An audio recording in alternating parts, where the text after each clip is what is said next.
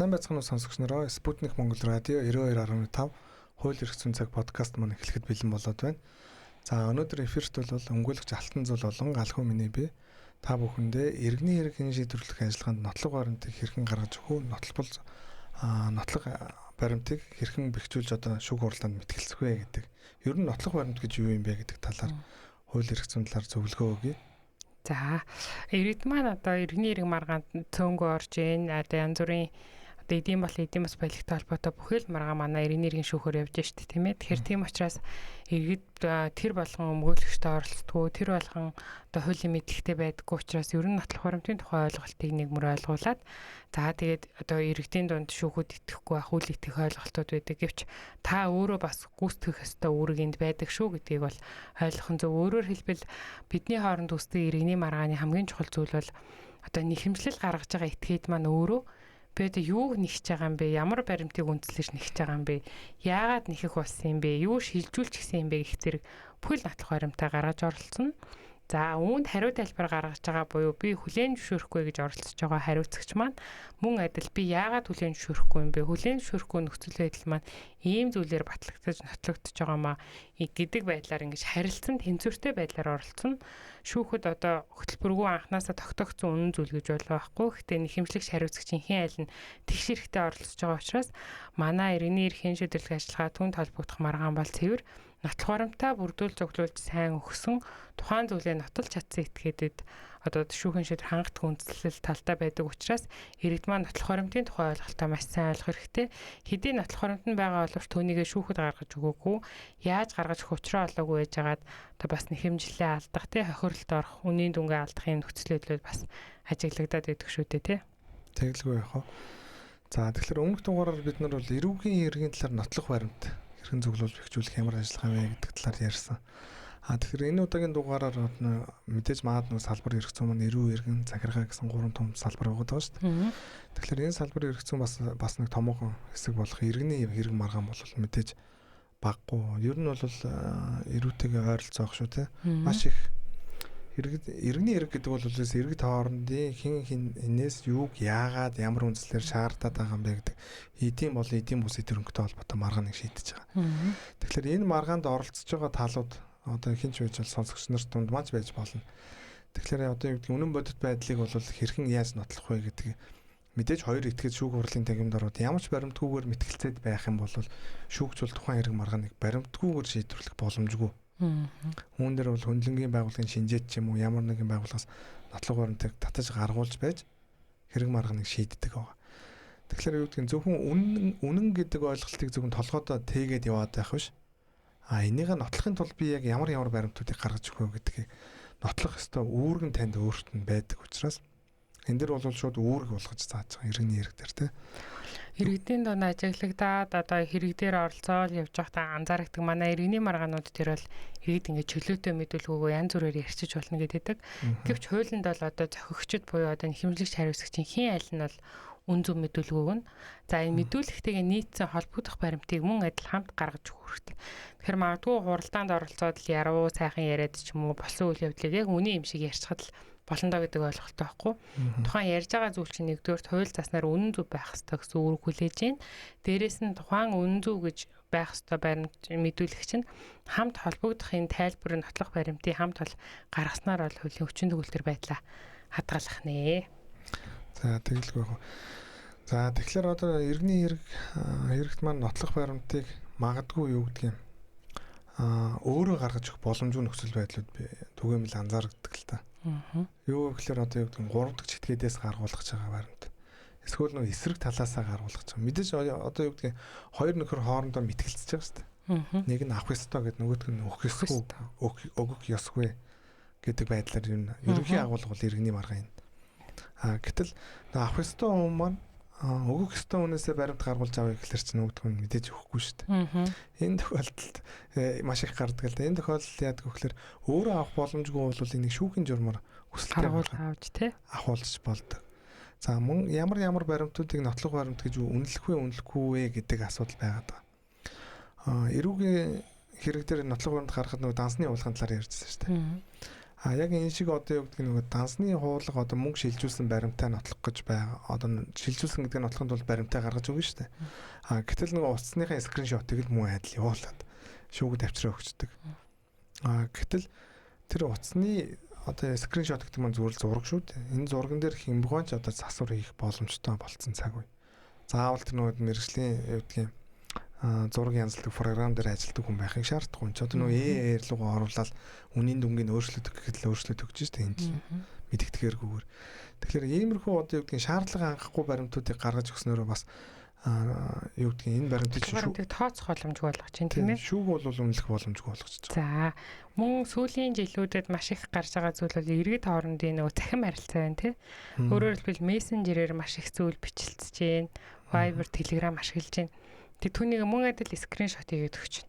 Үнэхээр бодит ийм үйл явдал болсон юм уу? Хадгалагдсан дугаар нь хариуцагчийн дугаар муу юм уу?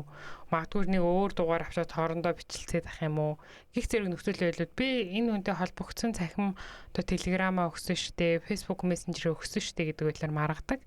Гэвч энэ нь одоо хууль заасан хэлбэрээр нотлохын хэрэгслийг хангаж ийж өөрөөр хэлбэл тухайн одоо чатт ч юм уу үзлэг хийгдээд үзлэгээр баталгаажаад талуудын хооронд ийм харилцан яриа болж ижээ гэдэг үйл явдлаар нотлохдохгүйгээр зүгээр шууд гаргаад өгчих юм бол манай иргэний шүүх таньшил төрөлхийн ажиллагааны явцад бол шүүх үнийг үнэлж дүгнээд энэ хоёр нэрээ битсэн баха гэдэг байдлаар үнэлэх ямар ч боломжгүй байдаг учраас иргэд үнэхээр нотлуулах гэж байгаа бол үнтэй холбоотой үзлэг хийлгэх тийм ээ.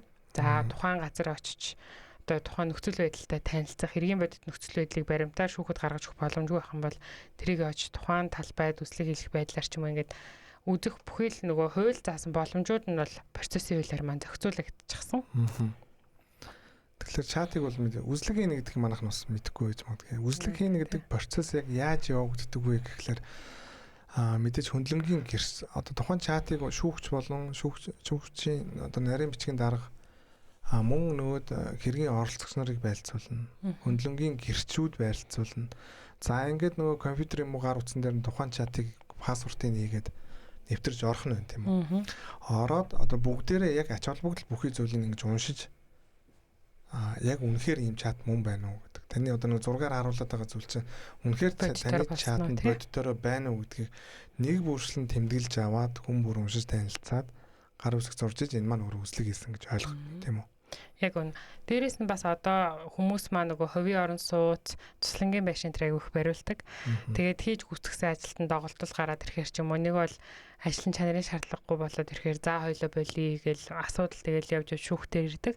За ингээд шүүхтэр ирэх үед нөгөө нэхэмжлэгч маань би чиний хийсэн ажлыг нэг 10% л гэж үзэж гин гэж маргана.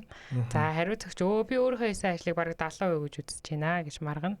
Тэгэхээр ингээ энэ маргаан бүхий нөхцөл байдал хэн аль нь зөрүүтэй тайлбарлаж байгаа бол шүүгч энийг хараад наа чин 40% гэж үнэлэх боломжгүй учраас мэргэжлийн байгууллагын шинжээчийн дүгнэлтээр асуудал шийдвэрлэгдэнэ. Тэгэхээр талуудын хооронд маргаан үүссэн тохиолдол иргэд маань энэ талаар бас төдийлөн мэдлэггүй байдаг. За тэгвэл одоо би 10% гэдгээ л нотлоод оролцсон доо гэж боддог. Гэвч амьдрал дээр нөгөө тал ч гэсэн маргаантай үүнийг бол хэн аль нь хараад зургийг нь хараад ч юм уу хинч мэдэх боломжгүй. Шүүгч бол мөн адил одоо мэргэжлийн барилгын шинжээч ч юм уу биш учраас энийг шүүгчлэм чинь шууд бодоош гаргаа шийдчихнэ гэдэг ойлголттой байхгүй. Тийм учраас иргэд маань шинжээш томилуулж одоо шинжилгээний байгууллагаар дамжуулаад мэргэжлийн эксперт маань тухайн одоо газарт үзлэг хийгээд одоо нийт барилгажих талбай хэд гэж үзэх юм бол тухайн талбай хэдэн хувьд нь хүрсэн юм бэ гэдэг байдлаар ч юм уу энэ шинжээчийн өгүүлтийг гаргаж цааш маргаан үргэлжилдэг байгаа. Тэгэлгүй яах вэ? За тэгэхээр хоёулаа одоо сонсогч нарт иргэний эрхт нотлох баримт гэж яг ямар зүйлүүдийг нотлох баримт гэж тооцож болох юм бэ гэдэг бас дурдж өгье те. За мэдээж эхний ээлжинд бол гэрчийн мэдүүлэг орно мэдээж ойлгомжтой. Дараа нь шинжээчийн дүгнэлт орно. Мөн бичгийн одоо нөгөө нотлох баримтууд мөн үзлэг хийсэн тэмдэглэлүүд орно. Тэгээ мөн одоо юу гэдэг эдмүрийн баримтууд мөн адил орох бах те. Гэх мэтлэнгээр одоо юу гэдгийг маш олон зүйлүүд цаашаа явуулах л та энэ дэр бол. Тэгээ түрүүн тэр нөгөө галхуу мөглөгч маань дурж тэр сайгүй чухал нөгөө өөрт байхгүй баримтыг хэрэгээ одоо тухайн хэрэг бол одоо ер нь үнэн зөв шийдэгдэх ёстой шүү дээ тийм учраас хэргийн оролцогч нар хэн аль нь одоо хэргийн үнэн зөв шийдвэрлүүлэх гэж байгаа бол бүхэл талаар нотлох баримт гаргаж авах. Магадгүй өөртөө гаргаж авах боломжгүй бол шүүхийн журмаар гаргуулж авах, нөгөө талаасаа хариуцагчаас бусад байгууллагуудаас гаргаж авах ч юм уу. Ийм байдлаар бүх боломж нээлттэй. Иргэд нөгөө шүүх хуралдаанд оролцохдоо би тэгвэл тэр үед л энэ баримтыг гаргуулдаг байж л дээ гэдэг байдлаар давзаалдах шатны шүүхтэр ч юм уу хяналтын шатны шүүхтэр яриа зогсож идэх те. Тэгэхээр анхан болонд авах тэр ингээ баримт цуглуулагдаагүй л болвол одоо таны тухайн баримт 1000 ачаал бүгдэлтэй байгаад нэмэргүй болчдөг учраас та энэ анх шатны шүүхтэр хэрэгээ шийдвэрлэх үедээ одоо байж болох бүхэл хувилбараар өөрт хамаарах нотлох баримтуудаа бүрдүүл цуглуулах нэ гэдэг ойлголтыг иргэдтэй хүргэх нь зүйтэй баг. Тэгэлгүй яг уу. За мөн шүүхэд за ингээд нотлох баримтаа бүрдүүлчлээ тийм үү. Бүрдүүлээ шүүхэд өгөхдөө нэг анхаарах хэвээр нэг зүйл бол шүүх нотлох баримтыг нэг бол их хуваар нь үгүй бол нотротоор батлуулсан хуулбар хувийг л авдаг. Тэгэхээр энийг бол манайхан маш сайн мэдэх хэрэгтэй. Нөгөө нэхэмжил гаргахад мэдээж нэхэмжлийн бүрдүүлбэр гэж бид нэр бүрдүүлж өгдөг шүү дээ. Бүрдүүлбэр гэдэг нь маань юу гэдэг за манайхан бол хавсралтууд тухайн нэхэмжил гэдэг нь за би энэс ийм ингээ авах гээд байна шаардж чинь авч өгнө гэд нэхэмжлээ тийм агуулгаар биччихнэ мэдээж. Тэгвэл ингээд өгсөн авснаа нотлохын тулд бүрдүүлбэр нөгөө баримтууд хавсралтууд маань магадгүй хоёрын хооронд хийсэн гэрээ хэлцэл байж болно. Гэрээ хэлцэл байж болно. Эсвэл дансны хуулга байж болно. За магадгүй юу гэдгийг иргэний өмнөх бичиг баримтын хуулбарууд байж болно. За эдгээрүүдээ манайх нөгөө шүүхэд өгөхдөө зөвхөн нөгөө канадын хэлбэрээр авч өгчдөг.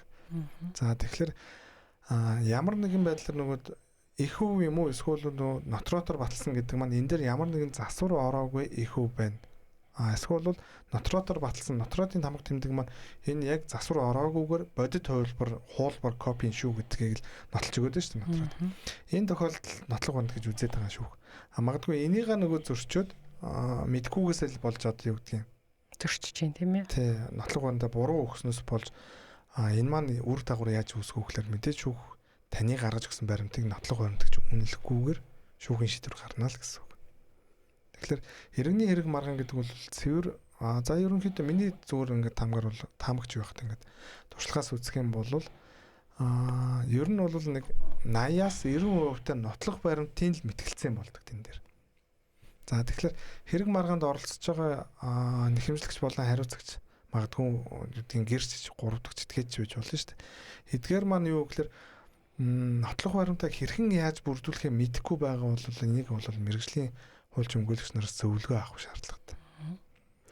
Шүүхэр хэрэг маргаанд оролцоо явж байхдаа айгүй анзаарэгддэг зүйл маань иргэд маань нөгөө хуулийн мэдлэггүй за түншлэх шүүхөр явдаггүйгээс болоод хэрэг маргаанаа яриад сууж идэг. Ингээд гэвч одоо та нэхэмжлэл яг бодитоор гаргах бол таны бичгээр гаргасан нэхэмжлэл таны гарын үсэх холбогдох баримтанд заавал байж бүртгэлд орохоос биш хин нэгэнд очиод л одоо өөрийнхөө асуудлыг магадгүй мэдээлэл авлагын ажилтнанд яриад одоо энэ асуудал нь цаашаа шилжчихлээ гэсэн үг биш. Бид нөгөө засгийн газрын 11 утсанд ч юм уу утсаар гомдол мэдээлэл өгдөг шүү дээ. Тэрэн шиг бол боломжгүй яг тухайн асуудал дээр холбогдох баримтаа бүрдүүлж өгөхгүй л бол одоо таны амаар ирсэн зүйл бол манай иргэний маргаанд бол төдийлөн ач холбогдолтой зүйл биш байх нэ гэдгийг иргэд маань ойлгож анхаарах хэрэгтэй. За дээрэс нь нөгөө хэрэг шийдвэрлэх ажиллагаа одоо бас нэлээдгүй ачаалал ихтэй байдаг тийм ээ дүүргэн шүүхүүд маань. Тэгэхээр иргэдэд бас нэг боломж байгаа нь асуудлаа эвлэрүүлэн зурчлалын журмаар шийдвэрлэх мөн боломж байгаа. Өөрөөр хэлбэл одоо нэхэмжлэгч маань нэг мөнгөний төлбөр нэг чинь хариуцагчаас төлөхөө илэрхийлдэг. Тэгтээ бодитоор төлсөн зүйл байхгүй яваад байдаг. За тэгэх юм бол нэг бол төлөхгүй ч юм шиг төлөхгүй ч юм шиг те нэг бол ингээд ийм харилцаа адилгүй явах юм бол эвлэрүүлэн зурчлалын одоо шүүхийн өмнөх шатаар дамжаад энэ нь шүүхийн нэгэн адил шүүхийн шийдвэрийн нэгэн адил биелэгдэх боломжтой учраас дээрх төрлийн маргаанууд дээр бол бас иргэд эвлэрүүлэн зурчлалаар дамжаад шүүхийн шийдвэр гарах боломж байдгаа гэдгийг бас ойлгож авах юм бол цаг хугацааг нь илүү хэмнэх байх тийм ээ. Тэгэлгүй яах вэ? За мөн одоо юу гэдгийг за хоёлаа одоо шинжээчийн дүгнэлт гэдэг бас. Тэр тий. За ярьж байгаа тийм.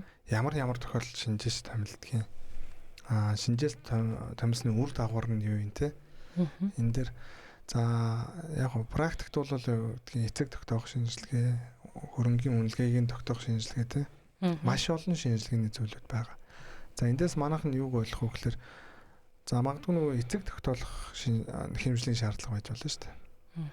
За гэтэл шүүгч бол хараад бид нар хараад өө чи төрсөн хүүхэд мөн байж та гэж хинч тогтоож боломжгүй. Гаднаас нь хараад хэлэх боломжгүй шүү дээ. адилхан байлаа ч хэлэх боломжгүй тэнэг 100. Тийм. Тэгэхээр энэ дээр мэдээж шүүгчд ямар нэгэн суппорт нөө тусламж хэрэгтэй болж шүү дээ. Эсвэл хэргийн оролцогч нарт тухайн нөхцөл байдлыг нотлохын тулд ийм нөхцөл байдал үүсгэхэд тэр хөндлөнгийн яг таны нөгөө хүсэж байгаа дүгнэлтийг гаргаж өгөх мэргэжлийн байгууллагуудыг хийж байгаа зүйлийг бол дүгнэлтийг шинжээчийн дүгнэлт гэж хэлж болно. Иргэд маань ингэдэг штэ наа чин цаг хугацаа ороод байна шинжээж томилуулж юу яадын харваас ойлгомжтойгоо эцтэй гэх зэрэгээр л одоо маргаанд оролцож байгаа янз бүрээр тайлбарладаг гэвч одоо таны нөгөө ойлгомжтой байгаас тэ гэдэг зүйл чинь заавал нэг шинжлэх ухааны тооцоолол тийм ээ мэрэгжлийн этгээдийн одоо мэрэгжлийн бүртгэл урлаг гутгах зохиол одоо техникийн тусгай мэдлэг бүхий шаардлагадахын асуудлуудад шинжилгээ дүгнэлт хийгдэж энэ дүгнэлтээр баталгаажиж гардаг байгаа гэдгийг бас ойлгох хэрэгтэй байх тийм ээ. Тэгэлгүй хөө. За шинжээс томилсон за магадгүй хэргийн оролцогчноос хин айл нь шинжээс томилуулах хүсэлт гаргах хэрэгтэй. За энэтэй холбоотойгоор хүсэлт гаргаад шинжээч манай мэдээж энд үнгүй ажилладаг байхгүй шүү дээ. Энд чинь юу гэдгийг тэр AB2-ын маргааныг шийдэж хагаад тэрэн дээр чинь нөгөө шинжилгээний байгууллагууд нь бүгд л хувийн одоо юу гэдгийг нөгөө ашигын төлөө байгууллагууд байгаа л да. Шүүх шинжилгээнээс бусдын те. Шүүх шинжилгээ ч гэсэн тодорхой хэмжээний гарсан зардлаа шаарддаг. За тэгэхээр зардлын хувьд яадаг вэ гэхээр шинжээчийг хүсэлт гаргасан тал нь шинжээчийн зарлаа төлдөг юм процесс дээр. Тэгэхээр энэ дээр манайхан маш сайн энийг ойлгох хэрэгтэй. Зардал нь их гарна гэд одоо юу гэдгийг шинжээс томилжуул зардал нь их гарна гэдэг нь мөнгөө хэмнээд шинжээч одоо томилуулахгүйгээр шийдсэн хэрэг маргаанууд бас мэрсэр байдаг. Тэгэхээр энэ дээр одоо юу гэдгийг тухайн одоо нэг үнэхээр чиний хүүхд мөн байж тээ гэдэг нэг шүүгч маань тогтоох боломжгүй нөхцөл байдлыг жишээгээр ярьсан шүү дээ. Ахил ийм нөхцөл байдал тэрэг маргаан маань явж байгаа бол зайлшгүй шинжээчээ томилуулж байгаараа нэгдүгээрт. Тэгэхгүй энэ бүгд юу гэдгийг хараас ойлгомжтой юм чинь гэдэг байдлыг бол шүүх хизээч хүлээж авахгүй. Тийм одоо гэр бүлийн маргаан дээр одоо хүүхдийнхээ зэрэг ийм хэмжил гаргалаа гэх зүйлийг ярьдаг. Нөгөө тал нь хэрэгжилж байгаа нөхцөл байдлыг илэрхийлдэг. Тэгээ яг энэ харилцаанаас шүүгч жишээлбэл энэ хүүхэд нь мөө биш ээ гэдгийг шууд л хараад мэдхгүйгээс хойш бид бол хуульдал захирагдах ёстой гэдгийг бас иргэд маань ойлгоод те шинжээчийн дүгнэлт гаргахын процессыг бас хүндэтгэн зүйтэй. Тэгэлгүй одоо миний сүлд орсон хэрэг маргаан дээр бол хүүхдийн асрамжийн маргаан байгаа байхгүй. Хүүхдийн асрамжин дээр хин айлны шинжээс томилохгүй хоёулаа хүүхдээ ингээ боловсралтаад байгаа байхгүй. Тэгэхээр шүүгч одоо юу гэдгийг хурлын бусаар ингээд хурал эдий тоожсон л нэг дундуур хин нэгэн талаас одоо юу гэдгийг шинжээс томилох хүсэлт байхгүй юу гэдэг. Цаагаараа шипи өгöd нь штэ. Энэ маань юу хэлээд байна вэ гэхээр тухайн шүүгч одоо юу гэдгийг аав нь гэртээ ингэж амьдэрдэг юм байна. Ээж нь гэртээ иймэрхүү аж төрдөг юм байна. Ийм орлоготой ийм одоо юу гэдгийг нөхцөл байдалд амьдарч байгаа юм байна. За гэж очиж үзээгүй шүү дээ шүүгч маань. Тухайн хоёр этгээд маань одоо юу гэдгийг би боломжтой, би өрөнгөтэй, би хүүхдээ авъя гэж маргаад байгаа шүү дээ. Тэгэхээр энийг одоо юу гэдгийг тухайн дүүргийн хүүхд залууч хөгжлийн төвөөс дүүргээсээ нөгөө шинжээс томилуулад эцэгийнхэн хин айлных нь гэрт нь очиж шинжээчийн баг маань очиж ажилдаг тийм үү. Ажилсны үр дүн дээр яадаг вэ гэхээр хүүхд бол энэ талдаа илүү нэгсэн тассан байна аавд ч юм уу шүү дээ. Тэгээ амьдрах орчин нөхцөлийн үед аав нь ийм давуу юм байна. Ээж нь энэ нүгээрээ давуу юм байна. Эцсийн дүндээ ингэхэд бол аав нь арай илүү ч юм уу ээж нь ч юм уу гэд мэрэгжлийн байгууллага дүгнэлт гаргаж байгаа байхгүй. Тэгэхээр шүүгч маань тэр мэрэгжлийн байгууллагын дүгнэлтийг харж байж шүүгч гэдэг бол одоо юу гэдэг хуулийг ягштал хэрэгэлдэг субъект л байхгүй. Гэтэл тэр чинь нөгөө юу гэдгийг бусад салбар эрхцүүж байгаа. Бусад салбарын ямар нэгэн мэдээлэлтэй байхын шаардлагагүй шүү дээ шүүгчээс. Магадгүй нөгөө туршлага бол байгаа л да. Гэхдээ мэрэгжлийн дүгнэлтийг гаргах эрх бол шүүгчд байхгүй. Тэгэхээр мэрэгжлийн дүгнэлтийг л одоо үндэслэж байж шүүгч дүгнэлт одоо шийдвэр гаргана тийм ээ. Гаргадаг. Тэгэхээр яг саний тохиолдол дээр бол юу гэдэг нь хүүхд ээж дээр шүүхийн шатанд нэхэмжил гаргах үйлчлэл байсан. Шүүхийн шатанд ээж дээр байсан. Тэгэл хэрэг маргаан ээж дээр л шийдэж байгаа. Гэтэл аав нь бол үнэхээр аавыг хүсээд байгаа шүү дээ. Гэтэл шинжээчээ томилуулахгүй болохоор чинь шүүгч аав нь илүү юм байна гэдэг баримт байхгүй юм чинь. Тогтоох боломжгүй шүү дээ. Боломжгүй учраас буцаагаад ээж дээр байсан чинь ээж дээр л байжигдэл гэдэг. Шийдвэр гарах магадлал байсан юм байрандаа л байжигдэл гэж байгаа байхгүй ер нь бол. Тэгэхээр яг энэ мэтлээ энэ бол санийх бол зөвхөн жишээгээр ойлгуулах гэж хичээгээд байна л да сонсогч нартаа. Магадгүй одоо юу гэдгийг үнэлгээний холбогдлолтой маргаанууд шүү дээ. Одоо юу гэдгийг манайхан чинь ингэдэг за юу гэдгийг эртний одоо маш эртний үед амьдсан хөөргөө зарыг те. Ингээд зарахтаа үнийн дүнгийн арай бартер оролцоо маргач нэг бандан шиг юм идэг штэ. Хэд ч уугаж өгхийн дундуур нь машин дэрэгч оруулахын тэгээд нэг хоорондоо ярилцсан юм ямар ч юу байхгүй. Баримт байхгүй. Цаасан дээр их үлддэггүй барддаг үтэй. Тий. Цаасан дээр их дургу. Ямар ч баримт байхгүй. Хэдэн төгрөгөөр заасан тодорхой биш. За ингээд шүүхтэр марахаар миний мөнгийг дутуу өгсөнээс 2-300 сая хөрөг байсан л гэдэг. Гэтэл нөгөөх нь болохоор яаж энэ 2-300 би чамд машин өгсөн. Би чамд 20 саяд нь машин өглөө, бэлэн 20 саяг өглөө. Ингээд мөнгөж өгөөд дууссан шүү дээ. 40 сая хөрөг гэл маргацдаг. Гэтэл шүүгч маань тэр хөргийг хараад эдэн сая гэдэг мэдэх боломжгүй шүү дээ. 40 сая 200 сая мэдэхгүй шүү дээ. Тэгэхээр энэ тохиолдолд бол шинжээ чинь зайлшгүй шаардлага бий болж байгаа. Бас нөгөө мөөлөгчдөр ирж байгаа олон үйлчлүүлэгчдэр ийм зүйлээр битээр хооронд ингэж тохиролцсон нь үнэн шүү дээ. Ингээ ярьсан гэдэг зүйл ярьдаг. Тэгээд хэрэг маргаан эхлэхүү жишээлбэл хариуцагч хизээч одоо тухайн зүйл тийм зүйл ярьж исэн юм а гэдгийг нотлоод оролцохгүй шүү дээ. Өөрийнхөө эсрэг оролцож байгаа. Тэгэхээр одоо яг хүмүүс нэг жоохон цаастаа одоо холилдож сурах гэх юм уу?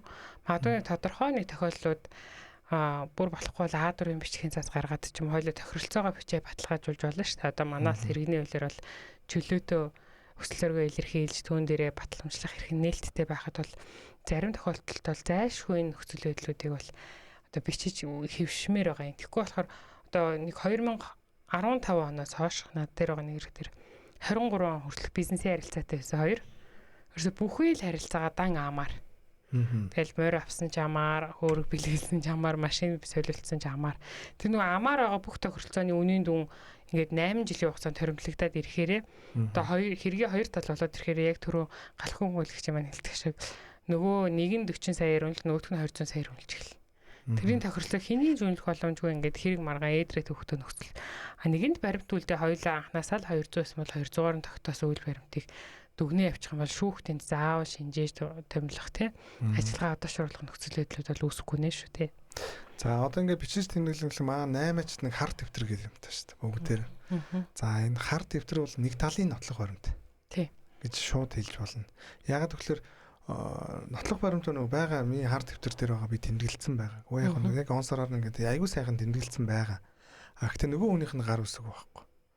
Зөвхөн таны л тэмдэглэлт. Энэ тэмдэглэлийг хэн хизээч хийж болно те. Өчигдөр оройч хүчсэн юм уу тийм ээ.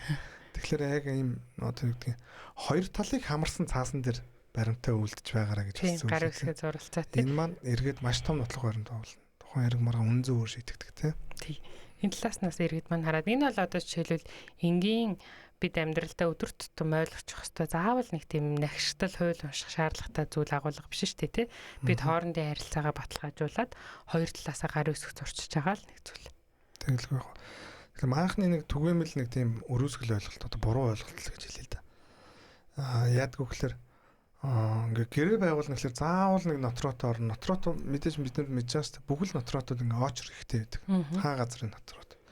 Тэгэхээр юу гэдгийг бараг л нэг хагас өдрөө алчих гад байдаг шин нотрот орно гэдэг ажил бол. Тэгэл яг энээсээ төвөгшөөгөөд байдаг тийм. Тий. Ер нь нотротоор зайлшгүй батлуулах шаардлагатай гэрээ гэж хууль байгаа нь үнэн. Тэгвэл жишээлбэл өдөр тутмын харилцаанд зайлшгүй нотротоор ор гэж хууль шаардаагүй л ер нь тэр гэрээг заавал тэнд одоо өдрийн талаа баран барин тэ зогсох шаардлага байхгүй талууд тохиролцоогоо баталгаажуулаад хоорондоо гэрээгээ үлдээд өөрөө өөртөө гар үсгээ зураа явуучих нь зүйтэй шүү дээ тийм ээ. Тэгэхээр одоо манайхан за магадгүй юу гэдгийг хууль зайлшгүй гэдэг маань яг ойлгомжтой нөгөө. Улсын бүртгэл тэмдэглэгддэг гэрээнүүд дийлэн ихтэй. Нотротоор орсон байх шаарддаг. Улсын бүртгэл гэдэг маань юу гэхээр гэрчилгээтэй, гэрчилгээ шилждэг, нэр шилждэг хөрөнгүүд гэж манайхан ойлгож болно. Үүн дээр бол нөгөө тээврийн хэрэгсэл болон одоо юу гэдгийг үйл хөдлөх хөрөнгө эдгээр маань түрээс тийм ээ. Эдгээр маань бол ойлгож болно. Бусад гэдэг нь дийлэнх гэрээнүүд дээр бид нар яг хөөхлөр ямар нэгэн байдлаар нотрот орох боломжгүй гэрээ хийгээгүй одоо яг үнэхээр одоо хүндэтгүү үзэх шалтгаан байж болно шүү дээ. Энэ тохиолдолд зүгээр нэг цаасан дээр нэг 3 өгүүлбэр өчөд гарын өсгөө зурцсан байхад энэ маань талуудын хооронд хилцэлгээ явчихна тийм үү. Заавал гэрээний хэлбэрээр шүүх энийг дүгнэх албагүй шүү дээ. Талуудын хүсэл зоригийн илэрхийлэл нь юу байж вэ гэдэг гол хин хинээс юу үссэн бэ? Энэ хоёрын хооронд ямар тохироо бүрдсэн бэ гэдэг харилцааг нь нотлох хамгийн том арга хэлбэр байхгүй юм чинь тийм. Тэглгүй яах вэ? Тэгэхээр иргэдийн донд нөгөө одоо хүмүүс маань ингээд маш олон төрлийн харилцаанд оролцдог болчихлоо шүү дээ. Бид нэг үе байдаг юм бол ерөөсөө бүхэл зүйл гэрээ хэлцэлээ шүү. Тэгэхээр амьдралдаа өдөр тутам жижиг болон том гэлтгүүгээр одоо гэрээний харилцаанд бид дэлгүүр ороод талхах тааж гэрээ ээжлэн тий хамаар. Тэгэхээр тодорхой төрлийн хэлцлүүд дээр ер нь баталгаажуулж баримтжуулж тэрийгээ дараа нь үнэлж дүгнэхэд цаастаа нотлоготой баримттай гарын үсгтээ зогсож явах нь зөв юм аа. Тэгэлгүй яг. За тэгэхээр сонсогч нар маань энэ бол маш ойлгомжтой байсан байх гэж найдаж байна. Мөн одоо юу гэдгийг энэ дэр гэрчийн мэдүүлэг орж ирэх бах тий. Гэрчийн мэдүүлэг нотлох баримтанд бол гэрчийг бол шүүх хуралдааны шатанд оруулж ирж бол шүүхийн бус арч асууж болно. За гэрч бол тухайн хэргийн маргааны талаар зөвхөн өөрийн сонсож харсан мэдсэн зүйлээ л ярих үүрэгтэй. Хагл манай зарим гэрч нар юу гэдгийг ингээ халиа явждаг. Ингээд өөрөө эсвэл бодлоо яриад та. Эсвэл нэг гэрч эрүүг хэрэг дээр бол одоо ингэдэг шүү дээ. Хамтран ажиллаж байгаа этгээдүүд гэрчийн мэдүүлэг өгөхөд энэ бол юу гэдгийг яг 100% нотлох баримт гэж үзэхгүй. Гэх жишээ нэ тий. Иргэний хэрэг дээр магадгүй юу гэдгийг гэрчээр өгч болохгүй этгээдүүд байгаа шүү дээ. Энэ дээр юу гэдгийг өөрийнх нь төрөл төс юу гэдгийг гэр бүлийн хамаарал бүхнийхээ эсрэг мэдүүлэг өгөхгүй байх хэрэгтэй. Гэдэг ойлголт байна тий. مثل ингээд тэгэхээр гэрчийн мэдүүлэг бас нотлохооны ямар ч нотлох баримт нь одоо нэг зөвхөн цаасаа үлдээг бол биднэрт ганц үлдэх юм аа гэрч шүү дээ. Гэрчээр одоо тэгэхээр нөгөө гэрчтэй нөлөөлөх гээд байдаг тий. За гэрчэд нөлөөлснөөр яг хөөхлөр гэрч маань нөлөөнд автаад худал мэдүүлэг өгөх юм бол энэ дэр бас л эрүүгээр үсэ явж байна. Тэгэд ер нь ингээ мухартсан байна. Би бол одоо ингээ ахгүй мэн бичиг цаас байхгүй юм чинь гэдэг зүйл байдаг. Гэвч яг ингээ тухайн хэрийг судлаад үзэхэд бол ямарваа нэгэн байдлаар одоо нотлогдох боломж тий. Одоо эд мөрийн баримтыг цуглуулах, бэхжүүлэх юу гэдэг юм магадгүй холбогдох баримтыг нь татаж гаргаж ирээд ингээд судлаад үзэх юм бол холбоо хамаарал гарч ирдэг. Тийм учраас дан ганц л одоо жишээлбэл бит хоёрын орон гэрээ байгуулагддаг учраас за одоо ингээд шүүхтлэгээ боловдог гэхээс илүүтэй өөр ямар нэгэн байдлаар батлагдах хангалттай боломж байдаг шүү гэдгийг иргэдтэй бас одоо зөвлөгөө байдлаар хүргэе. За тэгэхээр нэвтрүүлгийн цаг маань энэ нүрээд өндөрлөх төгсөн байна. Тэгэхээр сонсогч та бүхэн одоо юу гэдэг иргэний эрх зүйн харилцаанд орохдоо аль болох нотлох баримтыг бүрдүүлж явж байгаарай хин эндээ. Тэгэхээр одоо итгэлцэл гэдэг зүйлээр бол өнөөдрийн нийгэм одоо урагшлахад хэцүү болчихлоо шүү дээ. Асуудал шийдвэрлэгдэх боломжгүй байна тийм ээ. Тэгэхээр итгэлцэл нэгэнд хэцүү юм чинь байн галхан тутамдаа нэг өгүүлбэр ч гэсэн цаасан дээр өчид хоёр талаасаа гар үзэх сурч байгаарай гэж эцсийн одоо байдлаар зөвлөе тийм. За энэ хүртэл сонссон сонсогч нартаа баярлалаа. Нэвтрүүлгийн цаг маань энэ өрөөнд өндөрлөө. За дараагийн дугаар хүртэл баяр таа.